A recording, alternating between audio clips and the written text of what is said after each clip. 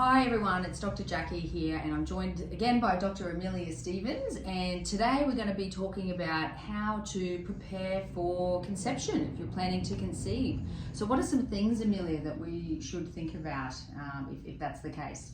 Well, I think, so with conception, obviously that's a one-off, one-day event, but preparing for that, it's good to have a look in the lead up, probably, 3 months, 6 months before that, if possible, to try and optimize, I guess, your own nutrition and chances for fertility, and also just making sure you've got a good support network in place for that particular time. And so you know what's involved. So when we're looking at, looking towards having a baby, then there's a few things to consider. One, I always recommend is to make sure you've got the appropriate level of health insurance if you're privately insured. Because I've had a few patients get caught out with starting to try and they don't have the actual private health insurance waiting period kicking in yet. So that's one thing I say to do that well in advance, so 12 months. Usually a 12-month waiting period. Exactly. So that's one thing to consider. And then from a nutrition perspective, so making sure that you don't have any deficiencies that need correcting, and so I usually allow for 3 to 6 months for that if there are any deficiencies. So say low iron, vitamin D, they're the most common ones, especially low iron for women. So getting a bit of a checkup when you're planning is a good idea. And then, at the bare minimum as well, starting on a prenatal, which has got the appropriate doses of iodine and folate are the two most important nutrients, at least 3 months before. As an ideal, obviously if you fall pregnant and you're not taking something, just start taking it straight away. But if you're planning in advance, then yes. And also depends on the age of the couple. So increasing age, so say above the age of 30, we tend to be a bit more proactive in terms of fertility.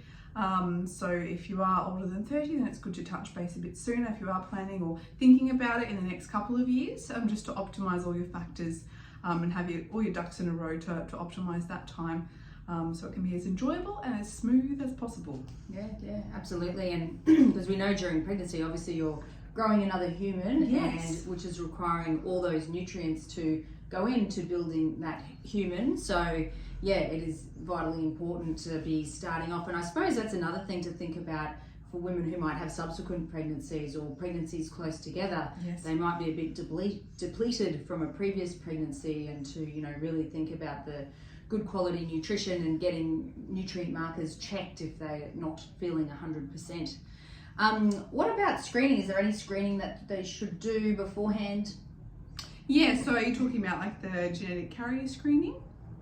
Oh yeah, that, or, yes. Sorry, I'm trying to put words in your mouth. But I guess what I was thinking is, making sure any vaccines are up to date. Oh, yes. And I'm just thinking very basic. And cervical screening is up to date as well. Yes. Yeah. So as you correctly mentioned, there's other things we like to make sure, like rubella.